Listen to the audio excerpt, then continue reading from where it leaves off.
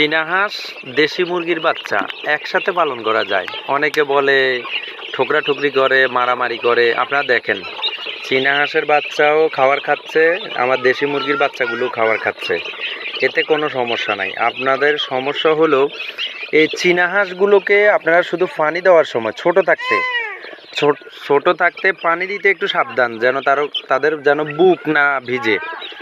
যদি বড় হয়ে যায় তাহলে কোনো সমস্যা নেই, পানিতে নামানো যায়। যখন 25 দিন বয়স হয় তখন পানিতে নামাইতে পারবে। এছাড়া চীনা হাঁসের বাচ্চার কোনো সমস্যা হয় না। দেখেন, আলহামদুলিল্লাহ আমার দেশি মুরগির বাচ্চা এগুলো বড়গুলো।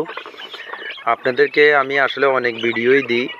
আপনারা ভিডিও দেওয়ার উদ্দেশ্য হলো আপনারা আমার থেকে কিছু শিখুন, নিজের থেকে কিছু জানুন। এছাড়া আপনারা দেশি মুরগি পালন করতে খুবই সাবধান। দেশি মুরগি পালন করতে সহজ দুইটা বিষয়। একটা হলে আপনার সহজে পালন করতে পারবেন, এতে কোনো সমস্যা নাই, কোনো রোগবালাই হবে না, আলহামদুলিল্লাহ।